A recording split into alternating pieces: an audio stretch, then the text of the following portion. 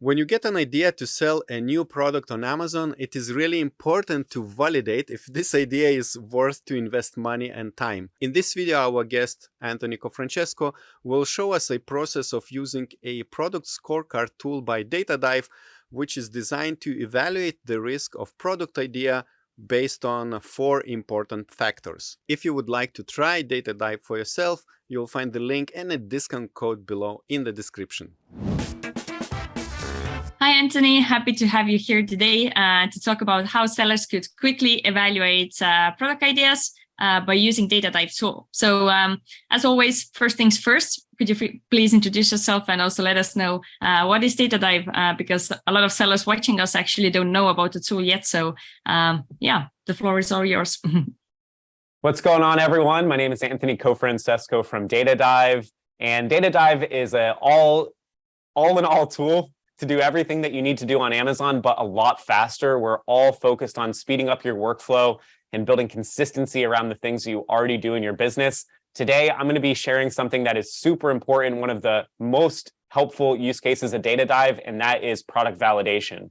So you come across a product idea and you want to know, is this a good product to sell? Is it risky? And it lets you see a whole landscape of everything going on in that niche. So that's what I'm going to show you today. And the cool thing is it's very fast, right? So you can repeat this for tons and tons of products that you're validating and get really good data and insights about the risk level and things to watch out for when you're launching. Okay, great. So I'm really excited that you help sellers to become more efficient in what they do, especially knowing how many product ideas they're actually going through and need to analyze before launching the winner one. So let's jump straight into it. Share your screen and let's see how the tool works and how sellers could use it. All right, sounds good. So in the previous video or other videos on the channel, we already explained how to start a dive, how to clean up a master keyword list. And so this is for a niche that I like to use as a sample product. This is for a sneaker cleaning kit. And the first thing that I'm going to do is I'm going to start here in this area called our master keyword list, or our MKL. And so I'm going to show you 2 things today. I'm going to show you how to fill out the product scorecard, right? So this is basically a questionnaire that you can fill out from data in DataDive, and it's going to give you a score at the end. And it's going to tell you basically how risky or not risky a product is to launch. But before we even get to the product scorecard, I can get some really helpful insights already just from my master keyword list, right? And so in the other video, I explained this, but one of my favorite metrics inside of DataDive is the percentage of search volume that a seller is ranked on page 1 for. So what this is telling me is that for this niche, there's 383 keywords that are driving sales for this niche, right? 383 keywords that are important that I want to focus on. And what this is telling me here is that this seller is ranked on page 1 for 100% of the keywords in this master keyword list.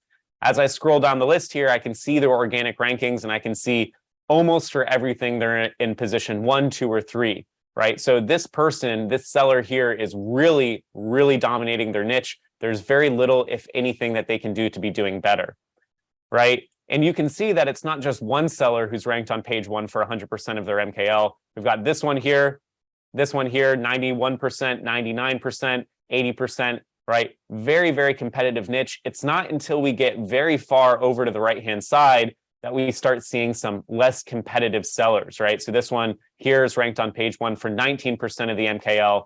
And then you can see instead of being ranked in position 1, 2, and 3, right, we see a 24, 100. Anytime you see this green here and there's no number next to it, it means that they're indexed out of the top 101 positions, basically not showing up for these keywords at all. So why am I showing you all of this, and how does that relate to validating a product and seeing how competitive a niche is? Well, I can very quickly see up here at the top, we give you a breakdown of all of this data here. And so anyone who is very strong, that's in the color red, they're ranked on page 1 for more than 80% of the MKL. Anyone who's strong, that's the orange color, is ranked on page 1 for more than 60% of the MKL. Weak is 40+%. And then anything above 20% ranking for the MKL is this very weak, right? And so what I can quickly see here is not only is the average competition strength for the niche 60%, but there's 9 sellers that are already ranked for more than 80% of the search volume and another 3 that are strong, what this tells me is that these 9 sellers here are going to be very, very difficult to beat, right? If I'm selling the same product as everyone else, and I don't think there's too many ways to improve a sneaker cleaning kit or a shoe cleaning kit, it's going to be a lot of time, money, resources, and I might not ever be able to beat these 9 sellers, right? Very realistically, if I'm selling in this niche, I might be playing for 10th or even deeper place than that, right? So that's some of the insights that we can get right here from the MKL. The other thing that I want to show, and I'm not going to go in too much detail about this in this video, but we have this search volume of the MKL here. And if you've seen the other videos, you know that the first step when we arrive at our MKL is we have to clean up our MKL. We have to get rid of any branded search terms and any keywords that aren't relevant.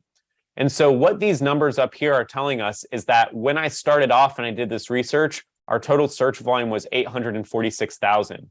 But now it's a lot lower, right? It's at 652,000. And the reason that this visible search volume is less than the total search volume is because if you go to our exclusions tab, you can see that I excluded already a ton of different brand names and then a lot of keywords that are related to different types of shoes that you can clean. So like Vans shoe cleaner, Croc cleaner. And so what you should be aware of, this isn't a terrible situation here, but just from my excluded keywords, I've excluded 117 keywords, but I've gotten rid of about 80% of the search volume of the MKL from excluded keywords. Now, this isn't necessarily a red flag for this niche, but imagine if I was doing research and I had to get rid of 50% of the MKL because it was all branded search or keywords that I can't use in my listing, right? That's going to kind of be a red flag that, wow, okay, there's a lot of searches, there's a lot of keywords from this niche, but if I'm getting rid of half of those keywords that I can't even incorporate, right, because it's not my brand name or they're keywords that are not relevant to what I'm trying to sell, then that's going to be a little bit of a red flag. So that's all I'm going to explain in the MKL. Now what I want to do is I want to move over to the product scorecard. And so the product scorecard is very simple, very straightforward to use. And basically it's broken down of 4 different sections. We have traffic distribution, profitability, potential, and competitiveness. And so what's going to happen is I'm going to answer each of these questions. And then as I do, I'm going to get a score for each section. And then I'm going to get an overall score for the entire product scorecard. In the end, a high positive score is going to mean generally a lower risk product. And if you have a really large negative score, then that's generally going to mean that it's a higher risk product. And so let's go through, we're going to fill this out in real time and we'll see, right?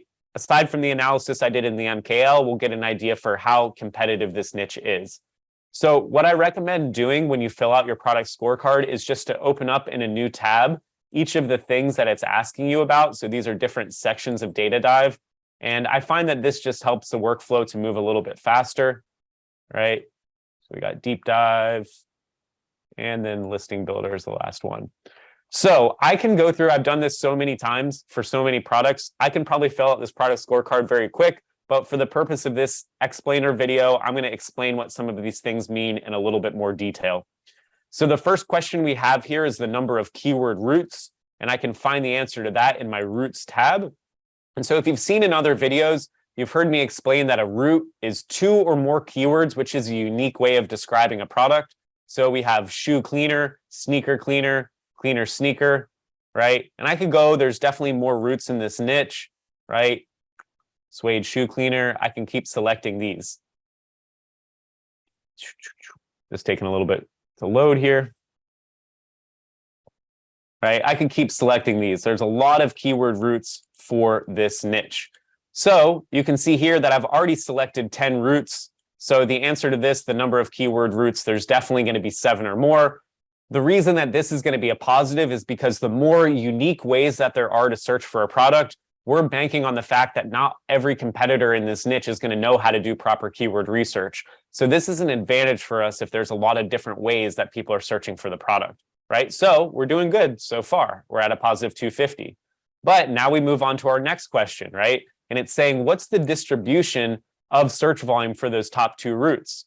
So what I can do to see that, sometimes you can't see these bars if you're on a small monitor, so you just zoom out. We have these bars on the right-hand side, and this is showing you the percentage of search volume that this route makes up. So for shoe cleaner, we're at 80%, and then for sneaker cleaner, we're at 20%, right? So what is this telling us, right? There might be 15, 20 different routes, 15, 20 different ways, unique ways of searching for the product, but the vast majority of the search volume, right, is coming down to the top two roots. In fact, in this case, it looks like 100% of the search volume is going to be encapsulated between shoe cleaner and sneaker cleaner. So the top two roots are more than 90%, which is giving us a negative score, right? Again, there might be 15 different ways that people are searching for the product, but if all of the search volume is coming down to those top two roots, right, anyone can figure out, right, shoe cleaner, sneaker cleaner. So that's going to be less of an advantage that I can use against my competitors. So the next thing that I'm going to answer is the number of relevant keywords with a search volume greater than 150. And I can find the answer to that in my master keyword list. And so what I want to do here, this is actually outdated. We have to update it in DataDive. Before, the minimum search volume that we'd see was 150. Now it's actually been changed to 450. So I just need to change my parameters here that I only want to show values greater than 450. Okay, and what do we see here? We can see that there's 117 keywords that fit this criteria, right, out of the 383 in the master keyword list. So again, what we're doing here is there might be 500 different ways people are searching for the product, but if the vast majority of those keywords have very low search volume, it's going to be less impactful. So here we have 117 keywords with a search volume greater than 150. So that's going to give us a positive 150 on the scorecard. So we finished traffic distribution and we're at a positive 300. Now we can move on to profitability. So this one's pretty simple. You can just think critically about answering it. It's asking you how long this product is going to be relevant for. Now, what I would recommend is be careful if you're clicking this more than 5 years, because a lot does change in a 5-year period. Maybe in 5 years, right, they're going to make advancements to sneaker cleaning kits, but I have a feeling it's going to be pretty similar. So I'm going to click more than 5 years here. And then here we have ROI. Now you can use our profits tool. It's a profit calculator inside a DataDive. Very easy, very quick to use. If you want to start, you can actually move through it a little bit faster by selecting another competitor product. So I can click on this Jason Mark, and it's going to pull in all of the technical specifications from Amazon. The only thing that I have to fill out now is this sales velocity. And you can see here that it's giving me a range for sales velocity. This is the number of units sold in a month. Now, what we recommend is looking in your master keyword list and finding someone in that like 60, 65% range. So like this could be a good seller here. And I can see that they're selling 870 units a month. So you can see here that on the profits tool, right, it's giving me a range between 1,387 and 6,000. I'm just going to keep this conservative and I'm going to say 870. And then it's going to fill out the rest of the product scorecard for me. Ideally, when you're filling this out, you actually want to have correct numbers. So make sure that this is actually the price that you can sell at. Make sure you can actually hit these logistics specifications. But it's going to give me an ROI in the end, right? I'm just going to estimate for this product because I haven't really filled out the product scorecard or the profits tool completely. I'm just going to estimate over 100% ROI. So it's kind of neutral here, right? Make sure that you're actually filling that out with correct numbers. So now I've filled out traffic distribution, I've filled out profitability. Next thing I'm going to move into is potential. And so this is asking me about how I can improve the product, right? Again, for this, I haven't done a lot of research, so I'm just going to probably fill out no for most of these. Can I save costs on new packaging? I can't think of anything right now. Can I save on fulfillment and shipping costs? Probably not. Can I get a utility patent for this? Probably not. Can I get a design patent? Probably not. And then can I redesign the product to add features?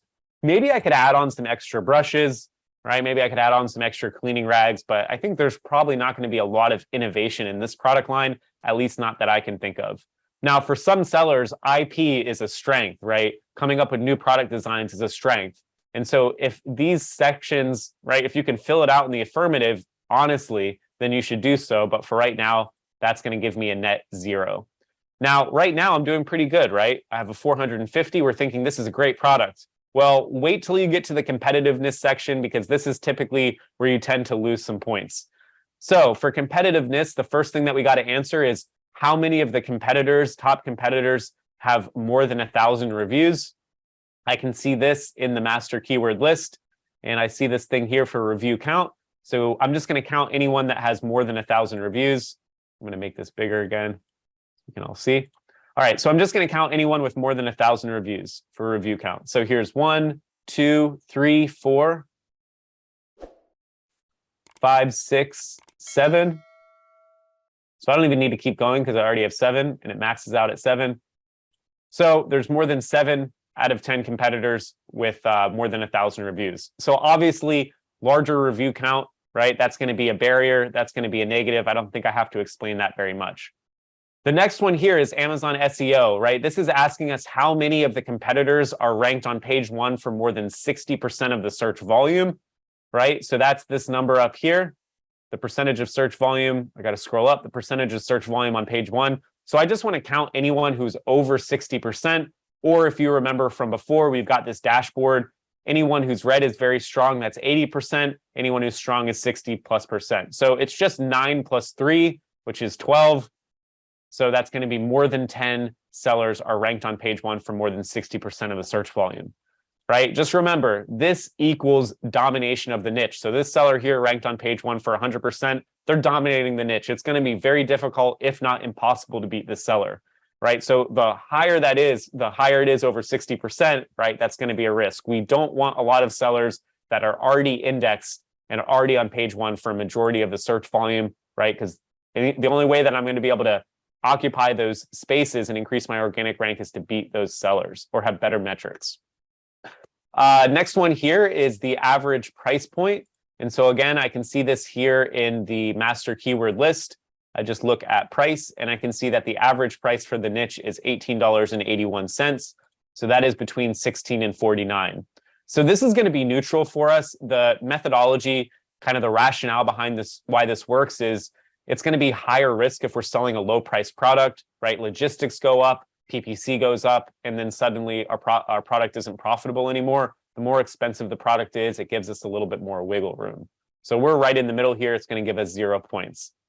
The next question is how many sellers are Amazon? How many are 1P sellers? And so I can just see that from looking at the country information. So I can see sellers country here.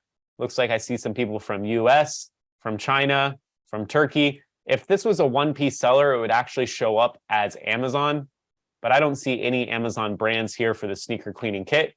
So I can say that less than 3 of the top competitors are bought and sold by Amazon. Now, some people will look at this, and if they see a lot of Chinese sellers, right, most of these brands are based in the US, but some people will look at this and they'll work in a similar way, that if the niche is dominated entirely by Chinese sellers, that might be a little bit of a red flag, right? You might be working with people who are actually the original manufacturer of that product. Now, the other thing I will say about the product scorecard is all of these values are editable. So if you wanted to change the point totals for any of these, or you wanted to kind of make some tweaks that are going to make it fit to your own specifications, you can do that. So the next question here is visual content. So it's asking how many of the competitors have great images and A+ content. And in order to see that, I can go into the deep dive tab, right? And so here inside of the deep dive tab, if I click the collapse all view, I can see all of the image galleries all in one spot. And so what I want to do is I just want to look and see, okay, very quick, this is just a yes or no question. How many of these competitors have a strong image gallery? So like this, man, looking really good. This is an awesome before and after shot. Really, really cool, right? This is okay. This is a good looking gallery. This is looking good. I could also open up the listings and look at the A+, but generally I can see there's definitely going to be more than 5 sellers that have great images and A+ content. Yeah, cool. So yeah, the other thing too that I want to note is like you can get an idea of the color coding from the master keyword list also carries over here. So anyone you see in red, these are going to be the strong performers. They're ranked on page 1 for more than 80% of the search volume. And sometimes you can get some good insights from looking at the images and see what seems to be working for the niche and then try to replicate that. So the next thing is also going to be answered inside of deep dive. And this is asking me about Google Trends. Are Google Trends going up and down? And so all the way up here at the top, I can see the search trends for, how people are, how the searches are changing month after month.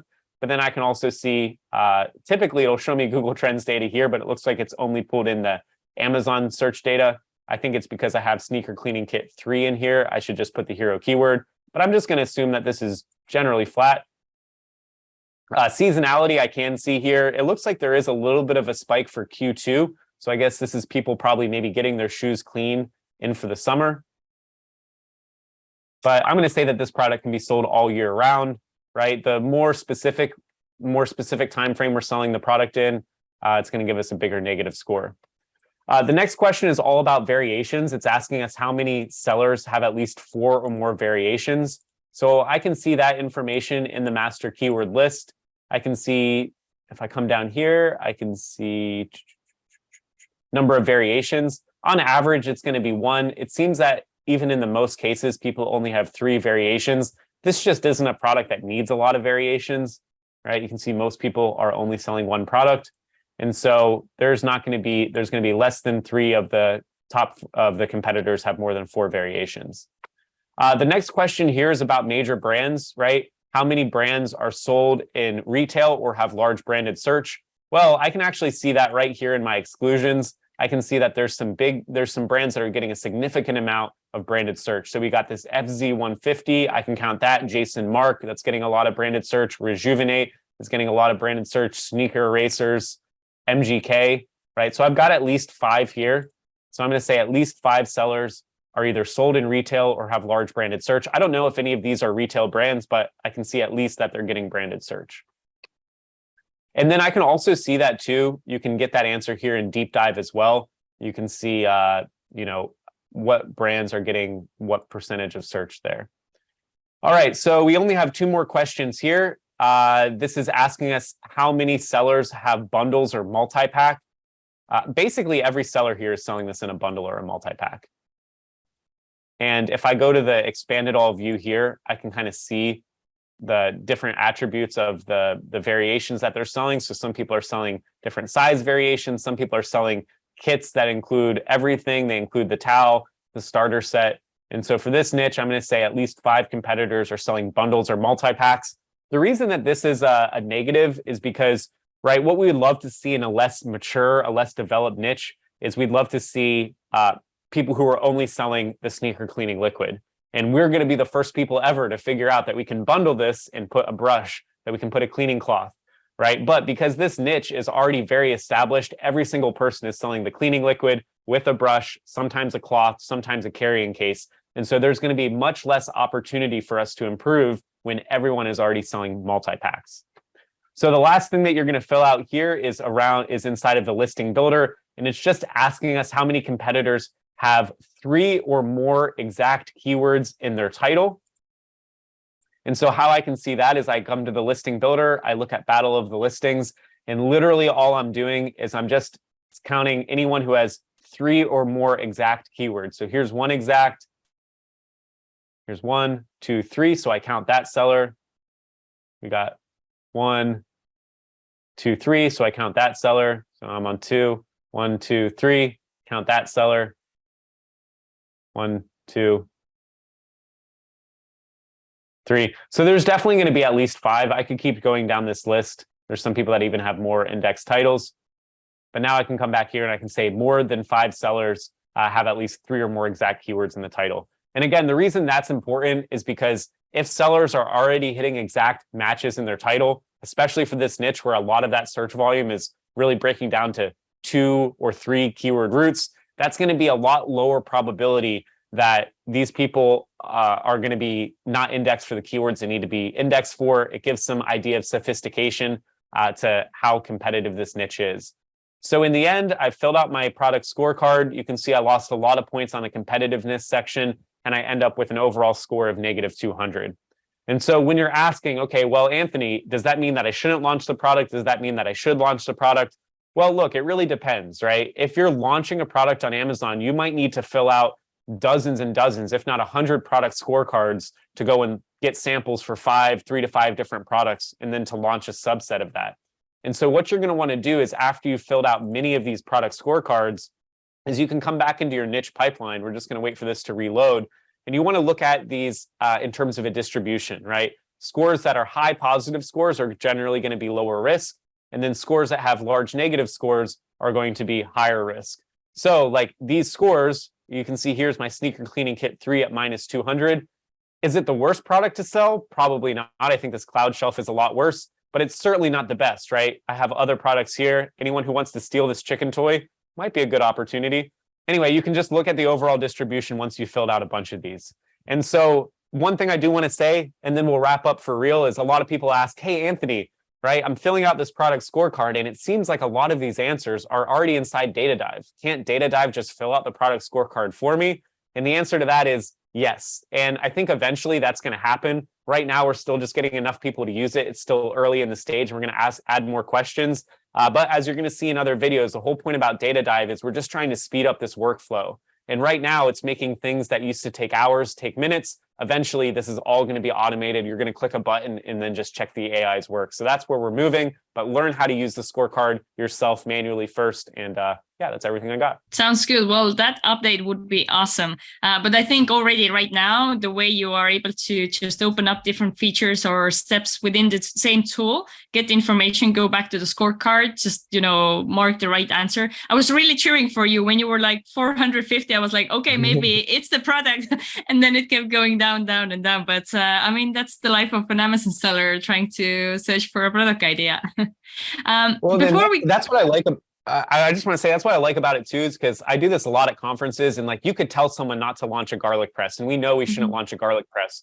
But what I like about with DataDive is that it gives you the confidence because you're seeing the numbers there. And you're like, I know this isn't a good product, but then when you see this justified in different ways, you're like, okay, this makes sense. Yeah, it gives like the reasons behind it. But I wanted to ask before we go, so today in this video, we didn't go through all of the different steps sellers usually go through before filling in this scorecard. But can you give us an overview what they usually have to do before going to that step? So we saw the master keyword lists, which sellers have to clean up after they do the first dive. What are the next steps usually? I mean, if it's a new product launch, all you really have to do is just clean up that master keyword list, make sure that the MKL is clean from branded search terms and any keywords that aren't relevant. After doing that, you would probably just fill out the profits tool. Not everyone is going to do it because it does take a little bit of time, but I would recommend filling it out just to get an idea. Aside from that, I would just start filling out the product scorecard, and just each of those questions, think critically about. It's going to give you things to think about when you're filling it out, right? If you're looking at the image galleries and you're saying, wow, these don't look that good, I can improve. But that's basically it. Just clean up the master keyword list. If you want to, fill out the profits tool. And yeah, that's really it. And just be honest, as you mentioned a couple of times, when answering some of these questions in the scorecard, you have to be honest. Don't lie to yourself. Okay, cool. So before we go, if you have to shortly describe what DataDive is, how does it help Amazon sellers, then how would you describe it? And what's the best way to learn more about it or subscribe to it? Yeah, so DataDive is all-in-one software solution that is helpful for researching everything you need to do on Amazon. It's basically everything you need to do for Amazon. It's going to help you speed up that workflow and do it faster and more consistently. If you want to learn more about DataDive, it's really simple to subscribe. You can just go to our website. It's a month-to-month subscription. We have a really good deal with OrangeClick that you can do. And instead of paying 150 USD for the software, you'll get the software for $100 a month. You can cancel at any time. And if you want to learn more as well, I hold office hours 3 times a week. There's a time for North America, our users in Europe, and then one for Asia Pacific. And we also have a YouTube channel where you can get guides on how to use everything in the tool. Okay, sounds cool. So keep developing the tool. Sellers are excited about it, and I hope to see you soon again on our channel. Thanks so much, Lisette. See ya. If you enjoyed this video, hit the like button below. And if you want to try DataDive tools for yourself to evaluate your product idea, you can find the link below to sign up, and also a discount code which you can apply when signing up. And if you want to see more videos with Amazon experts, we create videos, not experts. Don't forget to subscribe to our YouTube channel. And now I would like to invite you to watch other video with Anthony where he shows the method to find best performing keywords to improve your Amazon product ranking.